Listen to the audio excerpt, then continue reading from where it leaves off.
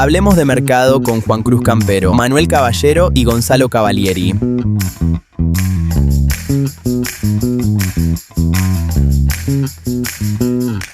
Bienvenidos otra semana a Hablemos de Mercado, como siempre, mis compañeros de todas las semanas. Manu, ¿cómo estás? Juan, ¿cómo andás? Bueno, también está Gonzalo, ¿cómo estás, Gon? ¿Todo bien? Hola, buenas, con un montón de cosas hoy para charlar. Sí, muchos datos. Vamos a hablar un poco de actividad económica, porque tenemos datos de EMAE, del PBI. Vamos a hablar también, como siempre, del tipo de cambio, de las reservas, que es una frecuente de todas las semanas, de la recategorización a emergentes que no se dio, y bueno, todo ese tema vamos a explicar de qué se trata, como siempre también cerrando con algunos comentarios de Estados Unidos, pero bueno, si quieren largamos. Te consulto sobre estas novedades y datos sobre actividad. Bueno, por ese lado. La novedad hoy es que INDEC publicó el primer dato del año sobre PBI, el primer dato jugoso, porque ya tenemos un panorama trimestral de lo que fue el PBI. La verdad que en términos generales fue bueno porque creció interanualmente en un 2,3%, y si lo desestacionalizamos estamos en un 0,7% comparado contra el último trimestre del 2025. Por supuesto que acá el análisis importante es qué lo tiró para arriba y qué lo tiró para abajo. Como un poco sabemos, lo que lo tiró para arriba fue todo lo que es agricultura y ganadería en un 10,2% interanual. Es importante destacarlo porque bueno, veníamos de años no tan buenos y la verdad que este año fue realmente exitoso para el agro. Después lo vamos a poder ver en exportaciones y cuando toquemos todos esos temas. También fue, por supuesto, algo que está en boca de todos, lo que fue explotación de minas y canteras, como lo llama INDEC, en un 11,5%. Era una actividad que por ahí estaba un poco muerta en el pasado y se está reactivando, y eso impacta de lleno en este tipo de indicadores. Y por supuesto, como en esta era moderna de Argentina, intermediación financiera también fue un dato positivo en términos del PBI. Y los que tiró para abajo y por ahí empieza en términos de creación de empleo y genera debate, fue por supuesto la industria manufacturera, que cayó un 1,7% interanual, y el comercio también, que se contrajo en un 0,3%. Creo que es lo más importante. Claro, cambia, digamos, toda la matriz, pero es lo que hablábamos la semana pasada. Tal cual, está cambiando la matriz. Por supuesto podemos ver EMAE, o sea, para saber lo que es un poco el estimador mensual de cómo viene la actividad económica. Tenemos Eso es como si fuera un PBI adelantado, por así decirlo. Es el próximo más genuino que hay. Claro, porque pensemos que el PBI lo estamos conociendo ahora cuando hablamos del PBI del primer trimestre, con lo cual siempre cuando vemos la actividad económica vemos el EMAE porque es el dato más reciente o más cercano al hoy que tenemos. Sí, tal cual. Y me parece interesante ver para por ahí contrastar con los próximos EMAE que vienen, o por ahí repasando capítulos anteriores con los anteriores, pero por supuesto que yendo para adelante, tuvimos un salto en lo que fue marzo del 5,5 interanual, y desestacionalizándolo un 3,5 mensual con respecto de febrero del 2026. Bueno, hay que ver cómo viene esa tendencia. Ahora empiezan algunas políticas diferentes de cara al escenario electoral, como lo hablábamos en el episodio pasado. Entonces hay que ver si por ahí la política económica y monetaria del gobierno acompañan esta tendencia por ahí creciente o no, dependiendo a qué se le da prioridad, si a la actividad económica, sí, por a ahora inflación. Venimos recuperando. Venimos recuperando. Es un dato también, que es que el tema de salarios reales habrían tenido un incremento del 4%, o sea, habrían tenido un incremento en nominal del 4% con una inflación menor. Con lo cual en términos reales habría habido una mejora del salario, digamos, en el último mes, lo cual también empieza como a mostrar una tendencia, qué sé yo, distinta, ¿no? O sea, decir, bueno, ojalá que si esto perdura en el tiempo, iremos en un camino. Y todo lo que es, por ejemplo, comercio, se podría revertir la tendencia, porque lo que estamos viendo ahora en un PBI trimestral, en un resultado de PBI trimestral, la verdad que lo podés ver en la calle, no hace falta que te lo diga el INDEC para saber que el comercio y la industria está un poco deprimido. Y acá yo tengo el último dato, el último dato duro con el que quiero tirar a la charla, es el tema del indicador sintético de la actividad de la construcción. Construcción es importante destacarlo porque tiene mucho que ver con el tema mano de obra, tiene mucho que ver con lo que es salario, no salarios reales, pero sí salario. No estamos midiendo la capacidad de compra, sino la cantidad de gente que está asalariada, y eso sí es un dato por ahí que puede mover el piso, porque tenemos una contracción del 2,8 interanual en abril, que es el último dato que se publicó. Bueno, un poco estos son los puntos altos y bajos de lo que es actividad económica hoy por hoy con los últimos indicadores que tenemos. Sí, es algún comentario muy común en las redes o bueno, en los medios también, de este tema de las actividades que crecen y las que no, que por ahí las que no crecen e incluso caen son las que más gente contratan, y por ahí las actividades más intensivas en capital y menos intensivas en personal, digamos, como son el agro o oil and gas, todo lo que tiene que ver con vaca muerta. Estas actividades que son intensivas en capital y no en mano de obra son las que más crecen. Entonces siempre está ese riesgo y ese miedo a tener una especie de desempleo alto de forma permanente, justamente por una nueva estructura económica, ¿no?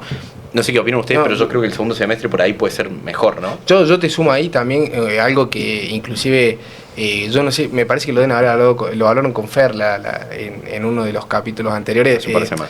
¿Qué pasa?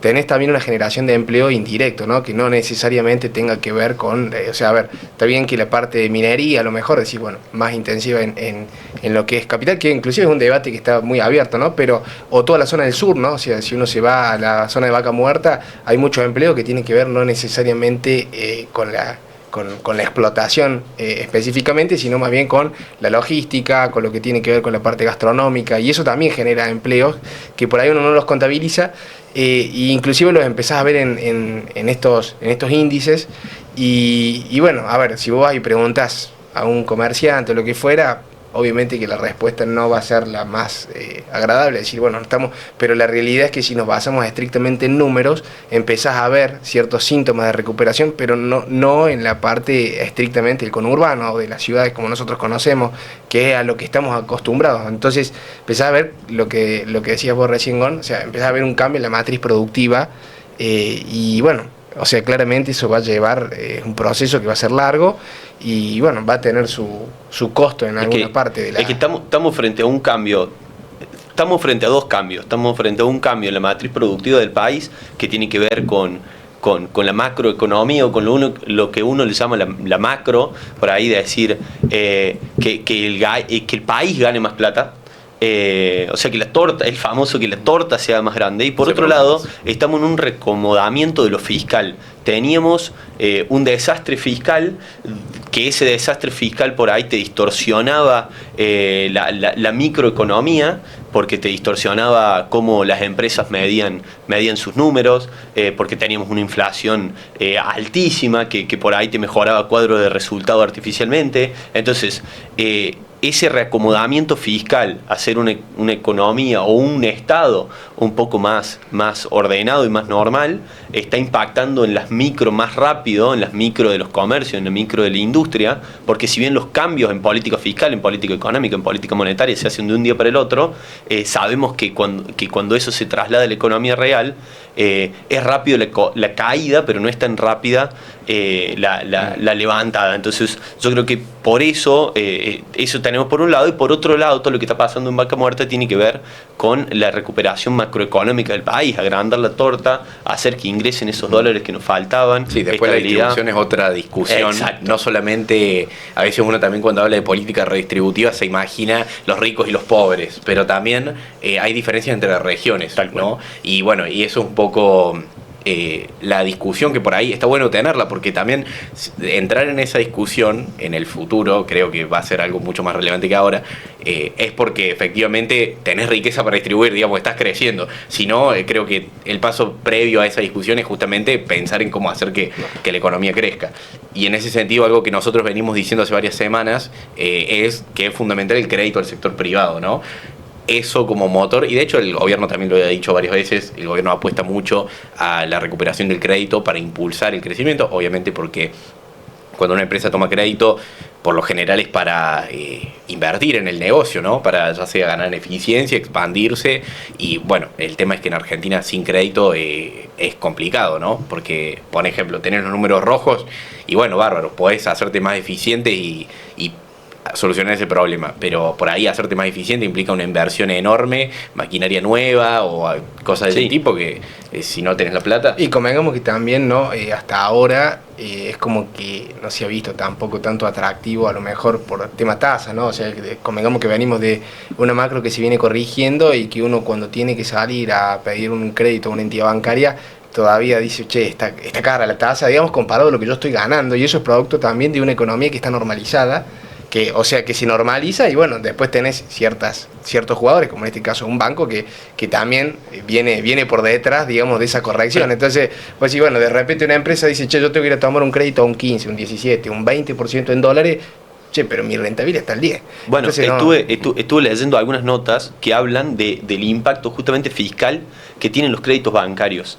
Y creo que esto va en línea con lo que estamos hablando, porque la disparidad entre las tasas que nosotros conocemos que hay en el mercado de capitales y las tasas que uno puede tomar en un banco es enorme y tiene mucho que ver con lo fiscal. Prácticamente el 60% de la tasa de interés que ofrecen los bancos al emprendedor normal, a una sociedad anónima, a una SRL, a una unipersonal, o sea, no tiene que ver con la persona jurídica que encare el proceso de tomar un crédito, sino simplemente con las jurisdicciones. Y eso, entonces ahí cómo se ata lo que es económico con lo que es monetario, con lo que es fiscal al mismo tiempo, ¿no? Cómo esa parte, ese ajuste que viene rezagado puede ser por razones normales de caja de los estados, o sea, de las provincias. Sabemos que hay un tire y afloje entre nación y provincias, pero como eso, al estar rezagado, no alcanza el crédito, porque no todos tienen acceso al mercado de capitales, lo sabemos, lo desconocen, no tienen los instrumentos, los asesores, y también o lo que es sea. un crédito de mucho más corto plazo, Sí, algo que sea un pagar en dólares, Hablar. por ahí típico en el agro, que puede ser a un año o más de un año, Sí, que no típicamente suele ser un año igual. que no se lo dan a cualquiera tampoco, Que no se lo dan a hoy por cualquiera. hoy. Y los créditos que tenés en líneas bancarias mayoritariamente son en pesos. Claro, Entonces y ahí eso- entramos en descalce de moneda, entramos en muchas cosas, que igual está bueno que entremos ahí, creo. Por ejemplo, tenemos el tema de la desregulación de los créditos en dólares, básicamente, creo que salió esta semana, básicamente tiene que ver con que ahora las empresas que tienen flujo en pesos pueden tomar deudas en dólares. Antes vos, para tomar un crédito en dólares, tenías que tener un flujo en dólares, es decir, Sí, ser exportador. para no digamos. quedar descalzado, digamos. Claro, ¿por qué? Tiene un sentido también, ¿no? Porque ¿qué pasa si empresas que tienen flujo en pesos toman deuda en dólares, después hay una devaluación muy fuerte y no lo pueden pagar? Y esos son dólares que, ese dólar que no se paga, son los depósitos de alguien, ¿no? Y ahí es donde podés empezar en problemas. En un riesgo sistemático, digamos. Riesgo Sí, sistemático. que no estemos sólidos en reservas, que creo que es lo que están buscando ahora. No podemos encarar un proceso Claro. de esa manera para Necesitamos todo un el tipo de mundo, cambio estable todo. para que el tipo pueda tomar un crédito en Claro. dólares con un flujo en pesos y decir, bueno, acá no me estoy jugando la vida. Bueno, Tal cual. y hay una cuestión ahí que también sumarte, ¿no? Que tenés el tema de que, así, bueno, hoy la tasa en peso, la nominalidad, digamos, va muy por arriba de la vorágine, digamos, del tipo de cambio. A ver, si bien estos días vimos también un sobresalto, decir, bueno, si yo me tengo que posicionar justamente con todas esas restricciones y todas estas cuestiones que tienen que ver más sistémicas, ¿no? Tengo que ir a tomar una línea en peso a un empresario y le sale caro el crédito. O sea, Sí. para capital, digamos, que vaya y compre una maquinaria nueva a una empresa que dice, bueno, a ver, yo hoy tengo mi economía normalizada, si yo tengo que ver cuánto me queda a mí de bolsillo al año en rentabilidad ahí neta, así que yo me quedo, pues sí, bueno, tengo un 10, pero tengo que salir a tomar una línea para comprar una máquina al 70% en tasa en pesos, porque tasa efectiva, digamos, un banco te viene ofreciendo esa tasa, porque la Sí, realidad... ¿y cómo va a quedar esa tasa real? ¿Cómo? Es decir, eso menos inflación en un escenario de baja inflación. No, Claro, es una tasa impagable. Claro. Impagable. Es impagable, entonces digamos, no hay línea de crédito. Y vos decís, bueno, a ver, en dólares, bueno, está este tema del descalce, bueno, entonces es cuestión de que se empiece a mover un poco, porque hoy por hoy no hay herramientas, digamos, para la pyme. O sea, la realidad es que no hay herramientas de financiamiento para la pyme. El mercado de capitales está, pero más yo creo que hoy abocado a un financiamiento, vamos a decir, de corto plazo, digamos, porque no, o sea, con suerte da para eso. y el financiamiento, digamos, lo terminas tomando siempre en pos de decir, bueno, que sea cortito, justamente por este riesgo, un riesgo de baja de tasa, que la tasa eventualmente te quede cara, o hacer algo de cobertura en pos de tratar, digamos, de... Sí, pasa que también con esas tasas en pesos tan altas no hay forma de acomodar nada para que des, digamos, pero Sí. por ahí si tenés una tasa en pesos del, no sé, por ahí el 15%, puede ser alta, pero bueno, también hay estrategias con futuros que vos podés hacer para convertir esa deuda en pesos en una deuda en dólares con contratos futuros. Es algo más sofisticado, pero se puede hacer. Lo que pasa es que, bueno, si hablamos de una tasa en pesos del 70%, no hay forma de que hacerlo sea raro. Es inviable. Y por las dudas también quiero aclarar una cosa, porque me parece que es súper importante. Estas líneas en dólares que decimos para empresas que tienen flujo en pesos, son con garantías, y las garantías están en dólares, con lo cual de esa manera se trata de controlar el riesgo de que no se pague la deuda, ¿no? Simplemente para aclararlo, que no es tampoco demasiado discrecional o que es para todo el mundo. Tiene sus condiciones, lo cual está bueno porque hace a la seguridad del sistema, ¿no? Y creo que también es una buena manera de tratar de aprovechar todo el flujo de dólares y la cantidad de liquidez de dólares que hay, que también lo podemos ver en el mercado de capitales mucho cuando vemos ONs, las licitaciones. Las ONs son un instrumento muy demandado. Creo que dan la pauta de que hay muchos dólares en manos de inversores, de personas como nosotros, digamos, Sí, que quieren recibir alguna tasa Claro. por tenerlos. Tal cual. Y en Sí, el banco también los hay. Entonces, de alguna manera el sistema, creo que, bueno, el gobierno trata de impulsar que esos dólares que están ahí se puedan aplicar a algo, ¿no? Porque al final Sí, hay que traccionar crecimiento. creo que toda la batería de blanqueos de este gobierno fue un poco para eso, para aportar liquidez al sistema, de parte de esa gente que por ahí la tenía, a la liquidez de ese poder que había dando vueltas y que estaba por ahí. Bueno, ahí, escondido. mira, yo te sumo a un dato que es que, a ver, inclusive seguramente lo vamos a hablar ahora, pero la tenencia en pesos, digamos, de dólar, de billete físico en pesos, es de un 15% del M3, digamos, fue un cálculo que salió hace recientemente, y eso un poco te marca la pauta de que, en principio, es como que la sociedad, digamos, con este nuevo gobierno, lo que tuvo es una tendencia a bancarizar mucho su dinero, ¿no? Lo cual es como el primer gran paso, ¿no? Confianza. Para todo para todo esto de lo que venimos hablando. Obviamente que, a ver, yo creo que el tema de dolarizar todo, o por lo menos que puedan acceder a una línea de crédito en dólar y todo, es como el paso, ¿no?, siguiente. Pero bueno, en ese punto uno por ahí, bueno, puede ver esto que decir, bueno, es un gran paso que dio el gobierno y que eventualmente también fue lo que el detonante de que no haya tanta repercusión, o por lo menos en términos de tipo de cambio, ¿no? Porque hace, vamos a decir, 21 ruedas consecutivas de que venimos viendo cierta inyección en pesos, producto de la misma compra de dólares. Entonces, sí, bueno, el tipo de cambio saltó recién ahora.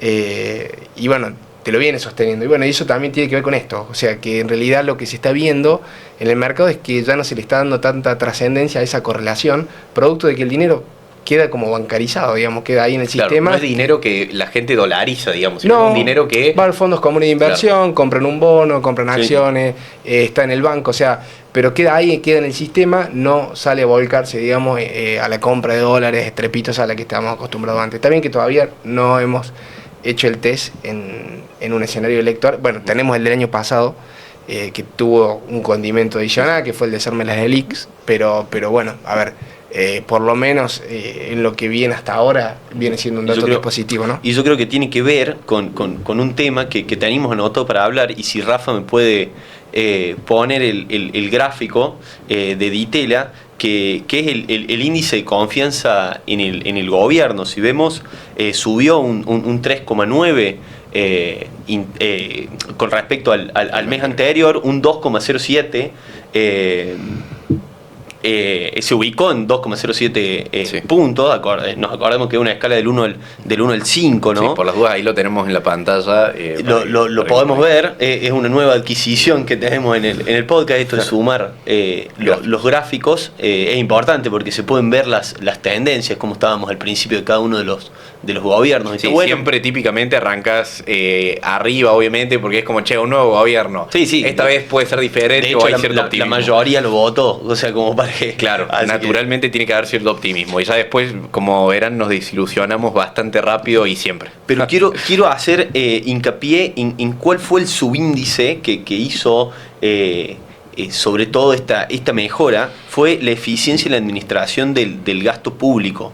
En 12,8% subió mensual. Eso es un montón y creo que tiene que ver por dónde pasa. La gente está valorando eso. ¿Qué está valorando la gente de este gobierno y por dónde va la cosa, la confianza en sus depósitos? Porque este índice de confianza del gobierno habla, como decía Manu, de los depósitos, de por ahí tomar las oportunidades también que el gobierno nos da. O sea, si esto llega a bajar o si el gobierno no es más eficiente en la administración del gasto público, que es lo que más le valoraron, bueno, ojo que los próximos blanqueos no van a ser tan efectivos, sí, o las distintas medidas, digamos, que vaya tomando el gobierno para captar ese ahorro de la gente, volcarlo al mercado y darle liquidez, está muy agarrado de esto. Entonces, bueno, que el gobierno tiene ahí una lucecita prendida para decir, la gente te valora esto, no pierdas esto. Bueno, creo que este índice a mí me encanta mirarlo, sobre todo en época de elecciones, que falta, pero bueno, yo le veo dos utilidades muy grandes, que son una, que te permite, primero, le pega muy bien a las elecciones. Suele tener, el resultado electoral va muy relacionado con esto. De hecho, ya pasó en varias elecciones, tanto legislativas como del Poder Ejecutivo, presidenciales. Y segundo, porque me parece que la confianza, si bien no se puede extrapolar perfectamente, pero la confianza es un proxy, por así decirlo, de la demanda de dinero. Al final, las monedas de los países son monedas fiat que dependen de la confianza que la gente tiene en esa moneda. Y esta es una manera un poco de medir eso, ¿no? Y convengamos que si el Estado va a ser eficiente en el gasto público, por ejemplo, lo que estamos diciendo ahora, o va a ser responsable, bueno, quiere decir que no va a tener déficit, quiere decir que no va a emitir, quiere decir que no va a haber inflación. O sea, creo que sí, todo se puede bajar a tener pesos, claro, digamos. Si no tenés confianza en el gobierno, si esto cae fuerte, te dolarizás porque decís, che, esto por algún lado explota, por ejemplo, ¿no? Bueno, yo a ver, y ahí agregar un poco, ya que estamos hablando de eso y tema tipo de cambio. ¿Por qué? Porque poco, justamente hablabas vos recién de la confianza que uno tiene en el peso y ahora, a ver, ¿cuál es la estrategia que viene impulsando el gobierno a partir de esta situación? Y decir, bueno, yo tengo que enfrentar un año electoral. Lo hablamos la semana pasada, que empezaron a hablar de tema de un blindaje cambiario en pos del año que viene. ¿Por qué? Porque, quieras o no, a ver, la gente puede tener confianza del déficit fiscal, decir, bueno, está resuelto. O es una constante. O es una constante, porque por ahí, bueno, es eso esa es la realidad. Bueno, pero después por otro lado uno tiene también que tiene erogaciones en dólares que son claramente son altas en todo el 2027, que va a ser un año electoral, y a eso tenés que sumarle la posibilidad de un incremento en la demanda de dólar billete. O sea, entonces, que es la fija, digamos, en un escenario electoral. Ahora, lo que viene haciendo hoy por hoy el gobierno y el Ministerio de Economía es trabajando en eso, trabajando en un esquema de decir, bueno, tratemos de morigerar esa potencial demanda de cobertura cambiaria que puede llegar a haber en el 2027. ¿Y cómo lo están haciendo? Bueno, empezamos a tener ciertos termómetros, entre ellos tenemos ahora la emisión de un bono dólar link. Entonces, a ver, ¿qué pasa? Cuando uno vea esa licitación y vea cómo sale ese dólar link, con vencimiento uno al 2027 y otro a 2028 en realidad, bueno, un poco vas a ver también el pálpito que tiene el mercado y qué nivel de cobertura buscan, ¿sí? Decir, tenés un mercado que está desesperado por buscar cobertura cambiaria o no. Por otro lado, también morigeraron un poquito el tema de las compras intradiarias. Y al mismo tiempo el gobierno te está diciendo, yo confío en mí mismo, me voy a endeudar en dólares. Cerraron las posiciones de futuros, es como que dejaron todo el camino allanado, poco para empezar ahora de nuevo, ¿no? O sea, es como que empezamos una carrera a 2027, entonces están tratando justamente de blindar ese esquema de reservas que digamos que les ha costado, digamos, llegar a tener, que lo superaron con creces a las expectativas que había en el mercado y que hoy por hoy dice, bueno, ¿cómo hacemos para el año que viene tratar de que no se nos lleven los dólares de acá que tenemos en la caja, ¿no? Entonces un poco lo que empiezan a hacer es estos instrumentos, o sea, a partir de dólar futuros futuros de dólar y bonos dólar link, que son herramientas que van por fuera de ese sistema y que permiten, digamos, que el central se vaya justamente blindando y, a ver, sumado a eso tenés un esquema de exportaciones que está bastante agresivo, con lo cual, digamos, va a haber una oferta de dólares en el mercado, morigeraron el tema de compras intradiarias en el MULC, que eso se entiende de que van directo a gente que decís, bueno, vos Pepito me demandó $2 más, bueno, listo, entonces no compremos esos $2 para cajonarlos ahí en el central, se los demos a él. Entonces, bueno, van usando ese timing bueno, que realmente, bueno, es interesante verlo por una cuestión de que, bueno, ese escenario de riesgo, de tipo de cambios, como que están tratando, digamos, de ir apagándolo de a poquito, ¿no? Sí, por primera vez en mucho tiempo creo que lo que está haciendo el Estado es hablarle al mercado de las elecciones y no al electorado. Es decir, no están haciendo política con la economía o con el Banco Central, sino que le están hablando un poco al mercado, cuáles van a ser sus movimientos, cuáles van a ser sus seguridades. Que al final el mercado somos todos, y es lo que el dar esa señal es lo que provoca que los actores económicos tomemos una u otra decisión. Después depende de si le crees o no, obviamente, pero tal cual. Si vos tenés que construir confianza, y de hecho esto por ahí, no sé, hace bastante que no lo mencionamos quizás, pero la clave de todo plan económico para que funcione, y por lo tanto de toda medida importante que vos tomes, es que los actores económicos te crean y actúen en consecuencia, ¿no? Si no, ya hemos visto muchas veces que los gobiernos toman medidas como puede ser ponerle un precio al dólar y después nadie le cree, y si nadie le cree hace de cuenta que no hiciste nada, o bueno, peor, hecho, metiste ruido al pasó con los blanqueos de este gobierno. No fue súper exitoso producto de la confianza en este mismo gobierno o lo que pasó con los blanqueos anteriores, pero los blanqueos no fueron súper exitosos instantáneamente, se fueron trabajando con el tiempo, distintas estrategias, pero digamos que ya el electorado argentino y el mercado argentino no es tan crédulo como tal vez lo fue antes con estas medidas, o desde que el mercado empezó a importar tanto en el análisis electoral. Sí, Creo que... y hay cuestiones también de fundamento económico, ¿no? Que son las que terminan de blindar todo este esquema. Que, esta semana pasó que, en las noticias manifestaron de que Máximo Kirchner hablaba de una potencial reestructuración de deuda. Y bueno, eso, en un escenario mucho más inestable genera cierta alarma, ¿no? Decir, bueno, che, el que está en la vereda del frente potencialmente ya empieza a hablar de una reestructuración de deuda, entonces ya lo más probable es que diga, bueno, va a tener algún nivel de impacto en el riesgo país, y bueno, la realidad es que no pasó nada, o sea, y el mercado, eso también te habla un poco de cómo hoy la gente, y el inversor que está en el mercado, en la diaria, dice, bueno, ¿cómo está viendo esa situación? Lo que está diciendo el tipo es, mira, no me interesa, ¿sabes por qué? Porque estoy viendo el número, digamos... Sí, ¿y por qué me hablas de reestructuraciones? O sea, ¿por qué la agresividad en el lenguaje que no le sirve claramente al país? Si hoy tenemos refinanciaciones buenas, se nos están abriendo los mercados internacionales, o sea, creo que es más politiquería hablar de una reestructuración de deuda Tal cual, porque al final termina siendo como que, sobre todo lo podemos medir en el riesgo país, si querés tomar una variable. Básicamente va a ser un promedio entre el riesgo país de un gobierno de Milei, por la probabilidad de que eso suceda, más la probabilidad de que suceda que gane otro con el riesgo país de ese otro. Claro, entonces, un promedio ponderado de escenarios entonces, electorales. Hoy el escenario base que toma el mercado es una reelección de Milei, por lo tanto eso hace poco ruido. Pero en la medida en que se acercan las elecciones, que haya encuestas o que eso pueda cambiar, todo eso empieza a entrar en... Sí, obviamente. Y te sumo otra cosa, que es que, potencialmente a lo mejor decir, bueno, ante la posibilidad de que ganase otro gobierno, bueno, también de cierta manera que ante un comentario como ese no haya grandes movimientos en el mercado, también da la nota de que podría el mercado estar viendo de que va a ganar a lo mejor alguien más del medio y que no va a tener la necesidad de salir a defaultear nada, porque la plata está. O sea, hoy la realidad es que la Argentina se convirtió en superavitario producto de lo que tiene que ver con toda la matriz energética, agropecuaria y minera, con lo cual decir, ¿por qué va a salir a defaultear algo que no hace falta? Claro, si yo te di todo para que vos pagues todo. Sí, no hay un por qué romper lo que se hizo. Entonces, el mercado eso lo ve. El mercado, digamos, no es tonto. O sea, eso... Entonces...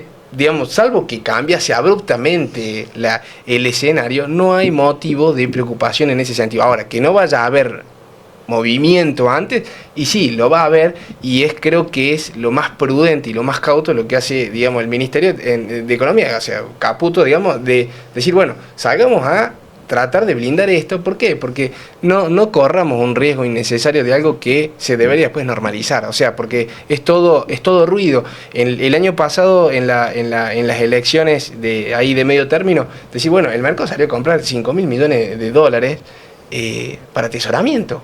Y vos decís, ¿pero por qué? Bueno, vino a Estados Unidos, Sí, es metió miedo. un poco, es miedo. Después, ¿qué pasó? Después se normalizó todo y la gente decía, el dólar se va a ir a 3.500 pesos, y no pasó nada. El dólar sigue ahí como estaba planchadito de lo que era lo que veníamos hablando nosotros. ¿Pero por qué? Porque la oferta es monstruosa. No quiere decir que a lo mejor ahora vaya a tener algún movimiento, pero no estrepitoso a lo que veníamos acostumbrados. Que Sí, pasa. no podemos esperar un equilibrio de un dólar a, no sé, 2.500 pesos, 2.000 pesos. No como algo permanente, digamos. No hay argumentos para eso.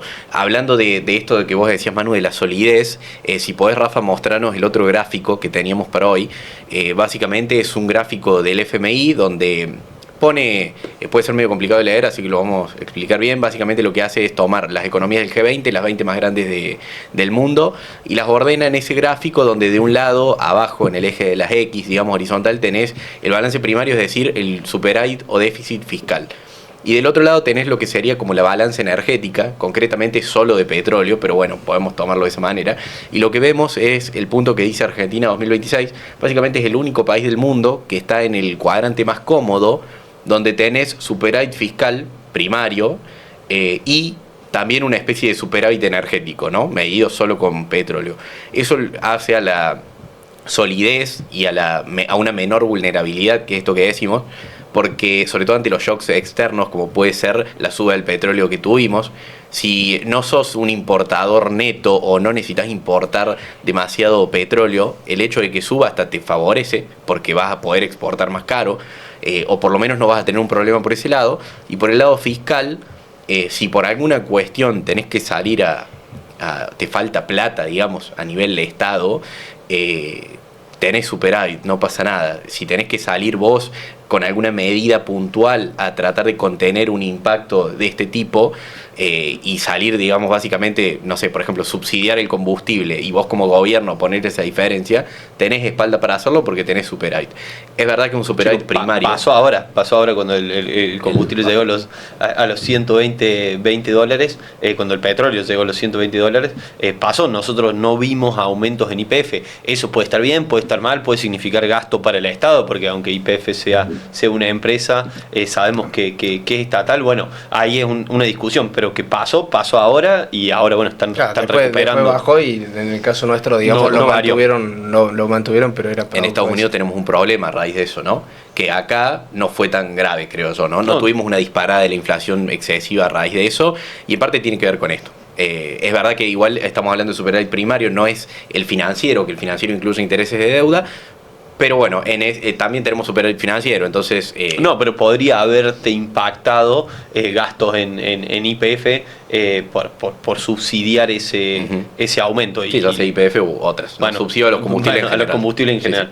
Sí, está bueno, creo que es una buena manera de ver también el cambio entre Argentina 2023, que es el punto celeste, a Argentina 2026.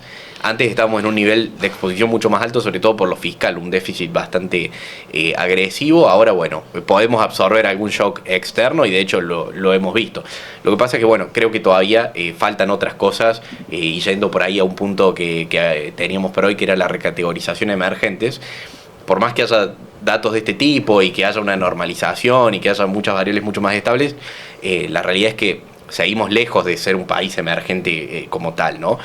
Por ahí se habló mucho de esa recategorización que hace MSCI, básicamente cataloga a los países entre los países desarrollados, los países emergentes, los de frontera y los standalone, que se llaman, que son como los casos particulares por alguna crisis o algo que te llevó a no poder estar en ninguna de las tres categorías permanentes, digamos, o estables.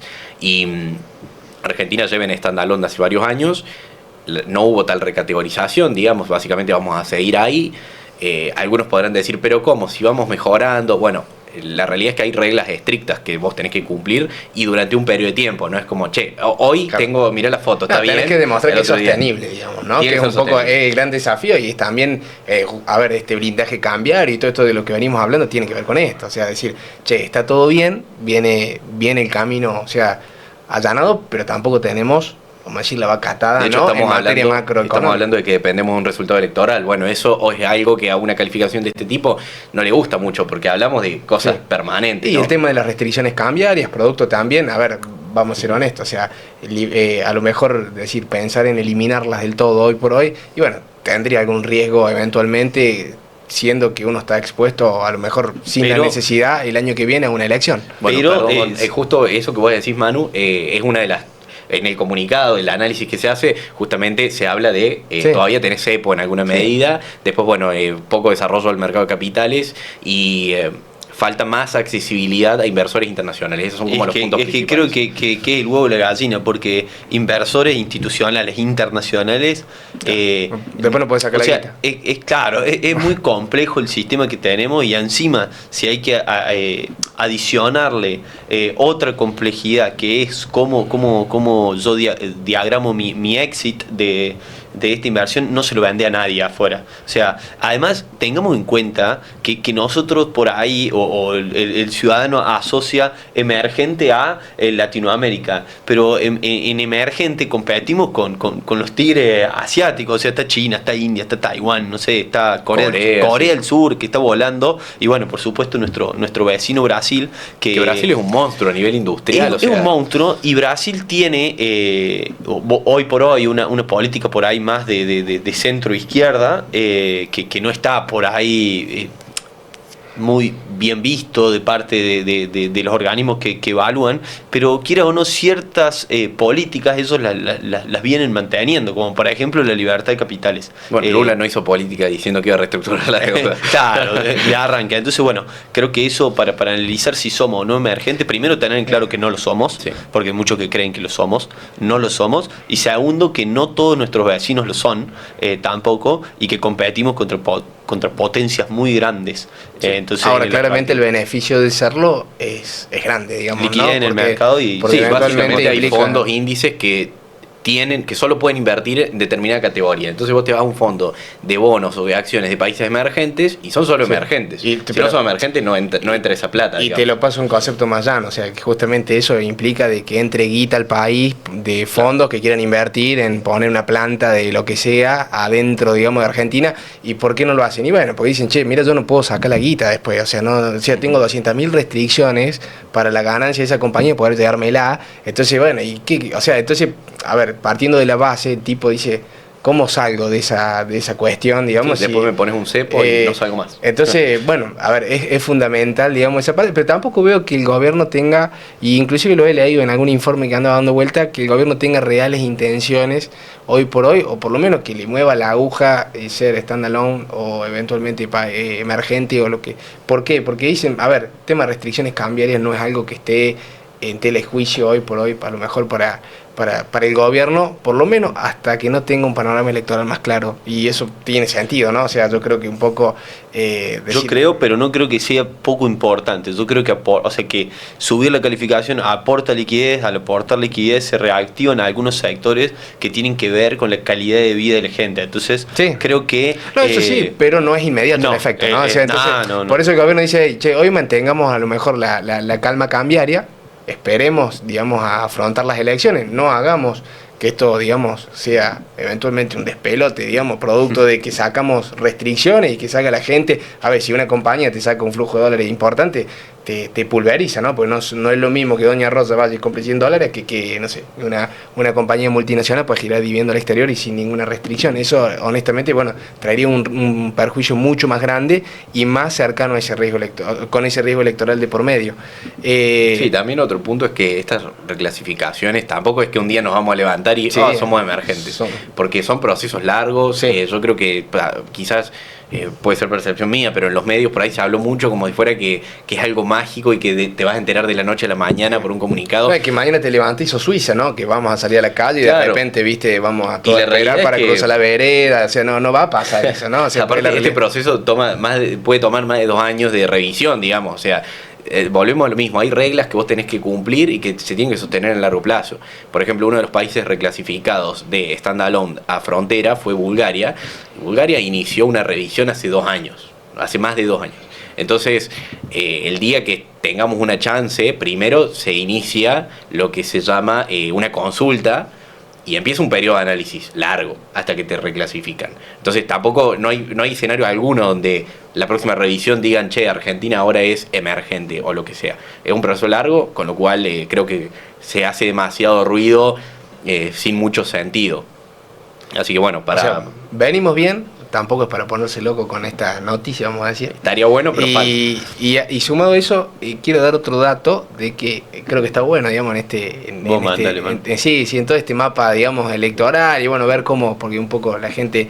el primer trimestre del año aumentó por un monto de unos 1.000 millones de dólares la compra de títulos en pesos por parte de no residentes, es decir, por extranjeros.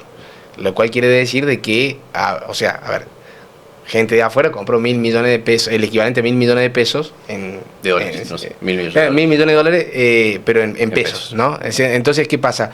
En ese sentido, bueno, decir, ¿qué está pasando? O es una eventual señal de confianza genuina, ¿sí? En el mercado, digamos, o una posición de corto plazo que se te puede dar vuelta en cualquier momento. De todas maneras, no es un monto, vamos a decir, monstruoso que te puede hacer un apocalipsis como en la época de Macri. Ellos están haciendo el carry trade inverso como estaba... No, a ver, en la época, yo quiero decir, a ver, en la época de Macri tendremos que ver exactamente el número, pero la cifra, digamos, de posición por parte de no residentes era superior a los 15.000 millones de dólares. Ahora estamos hablando de que no supera los 3. No, era una locura. De hecho, pensemos que 1.000 millones de dólares es lo que ha comprado el Banco Central en una semana, ¿no? Claro, entonces, digamos, no es algo que, digamos, que desestabilice, pero bueno, son señales mínimas que uno dice, bueno... Y después de una conferencia de Kevin Walsh, donde ya se mostró duro con el tema de las tasas de interés de ellos, entonces lo que quiere decir que, bueno, que ellos van a buscar fortalecer el dólar. Si esas posiciones continúan, quiere decir una confianza genuina en el Es peso. una confianza muy fuerte. Claro, muy fuerte. O altamente especulativa. Claro. Pero bueno, está una bueno. religión del peso. Quería tirar el datito, No. me pareció que estaba bueno. No, está bueno. Para mí esa es una buena métrica para seguir. Por supuesto que no es algo que va a estar viendo todos los días. Tampoco para ponernos locos, ¿no? O sea, tampoco para decir, Pasó. porque, a ver, puede pasar también de que eventualmente sea el mercado mismo haciendo carry, porque, a ver, si yo, que inclusive, a ver, pensándolo como inversor local, que, a ver, esto es muy simple, ¿no? Pero si uno piensa que el tipo de cambio medianamente va a estar planchado, producto de las mismas exportaciones agropecuarias y quiere invertir en pesos, base tasa, está todo bien.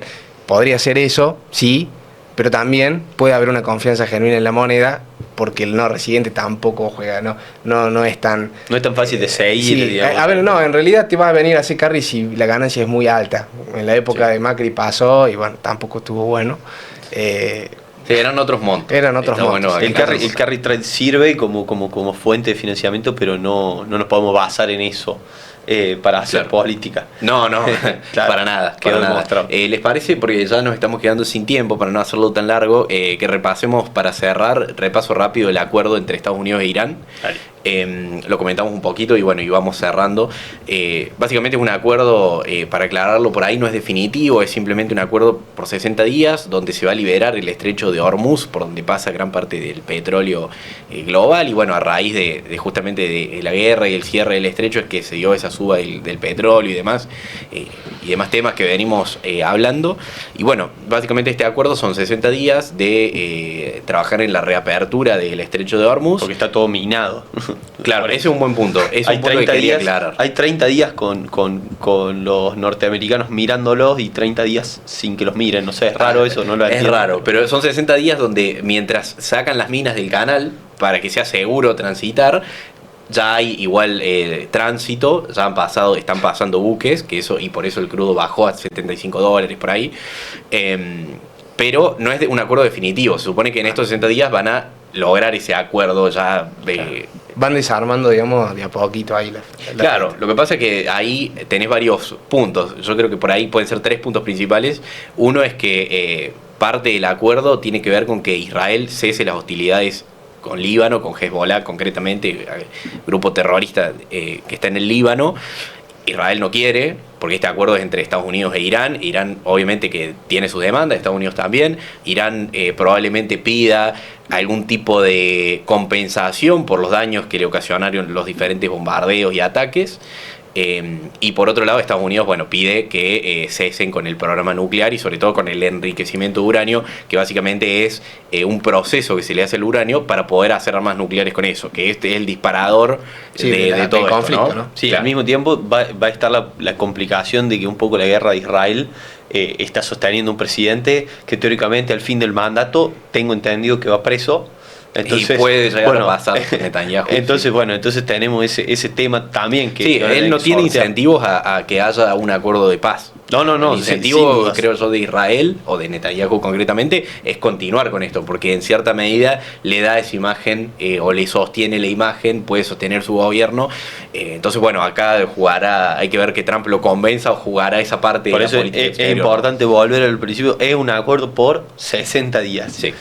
Hay que estar muy atento a qué pasa con esa geopolítica porque... Y aparte, repito, el tránsito no es 100% normal, porque hay que limpiar el canal de minas y demás. De todas maneras, bueno, vimos la baja del petróleo, vimos baja en las cotizaciones de acciones de empresas petroleras, obviamente. YPF estuvo 20% abajo, no en un día, por supuesto, no en varios días. La baja de YPF acumula 20%, Vista 17%, otras como Exxon o Chevron en torno al 10%, que es totalmente razonable si el crudo baja, ¿no? Hay una alta correlación, obviamente, entre las empresas petroleras y el petróleo que venden, es algo lógico.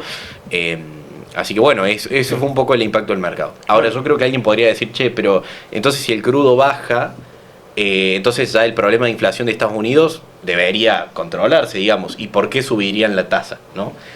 Bueno, creo que va a ser una discusión y un tema a monitorear durante las próximas semanas. Que no bajó a niveles preguerra. O sea, bajó, pero Claro. no a niveles preguerra. O sea, que hay un aumento generalizado en los precios, producto del aumento del petróleo. Sí, hay que ver dónde se estabiliza, pero Hay que está ver entre si ahora 70, va para 80, atrás, digamos. pero no antes que estaba 50-60. O sea, Claro. eso quedó porque, bueno, la guerra impactó en algunos depósitos, en algunas fuentes de producción. No soy un especialista Sí, hay en el daño tema, pero- de infraestructura que reparar eso toma tiempo, ¿no? Claro. Es que volvemos a la Claro, producción. volvemos a cero, volvemos como si acá no hubiese pasado nada, ¿viste? Claro. Empezamos de nuevo. Hay un poco de eso. Y también lo que vos decías, Gon, que la realidad es que el crudo no es todavía, es muy reciente, no volvió al precio que estaba previo a la guerra. Claro. Entonces, algo de precios Bueno, más debe altos tener que ver con probablemente todo esto de la infraestructura también. O sea, Claro, va debe por estar ese lado. más restringida la oferta, calculo yo. Así es. Y adicionalmente yo creo que hay una preocupación que Kevin Walsh lo dijo un poco literalmente, creo, que es que él cree que la IA está siendo inflacionaria. Básicamente el crecimiento económico naturalmente te genera un poco más de inflación, con lo cual no es que se soluciona solo con baja del precio del crudo. De todas maneras es un tema que podemos charlar la semana que viene y que creo que hay que monitorear porque necesitamos datos. Claro, digamos. que la IA Sí. es inflacionaria. Porque te Esa produce es- crecimiento económico y el crecimiento económico siempre suele acompañarnos la suba de... Bueno, del lo precio. podemos ver simplemente en los mercados, o sea, cómo esa sospecha de burbuja por ese crecimiento tan acelerado, o sea, tiene que ver Por con... casualidad, ¿alguien tiene los números del IPO de SpaceX? Perdón, porque la semana pasada estábamos hablando de eso y... Yo del IPO no, pero sí que cayó un poco y confirma la teoría de lo que hablamos. Cayó por debajo de los $150. Había tenido un veranito cuando salió y bueno, ya quedó alrededor de 135. Estamos en este momento en 153 Claro. y la capitalización de mercado es de 2 billones de dólares. La semana pasada estamos en 2.2, 2.25, el 10% baja que vos dijiste. Sí, estamos... era cierta la intuición. Bueno, bien, claro. y puede- Vos te querías llevar la estrellita de... yo me quería llevar la sí. estrellita, sí, me pareció justo. Claro. Me pareció justo porque yo lo Sí, tiro. si nos siguen capítulo a capítulo van a saber que Manu dio un datazo sobre las IPOs. Así es. Sobre la Eventualmente, historia quizás, si les de las interesa, IPOs. podemos hablar mucho Es por sobre si quieren las hacer IPOs. guita, ¿no? O sea, Para mí, bueno, el tema IPOs es muy difícil de operar. Es más, yo sí creo que si tengo que dar un Sí. consejo es no entres en una IPO. Obviamente que hay IPOs sí ¿Se puede exitosas, shortear pero- en una IPO? no, sobre Sorteala. todo estos tan mediáticos, ¿no? En Estados Unidos, o sea, que son como... Sí, bueno, si viene la compañía y bueno, Bueno, gente- viene Anthropic, vienen varias más. Y sí, por ahí con proyectos que, bueno, son muy difíciles, más en el tiempo de ahora, ¿no? También, inclusive con la inteligencia artificial, también fue difícil, pero hay cosas que también sorprenden, ¿no? O sea, la inteligencia artificial hoy lo usamos para todo. Sí. ¿Mm? Y deberíamos ir a cada vez más, Sí. supongo. Bueno, si les parece, dejamos acá y retomamos la semana que viene con, bueno, las novedades que haya, ¿no? Dale, bueno, nos vemos, Juan, en otro capítulo es. la semana que viene de Hablemos de Mercado.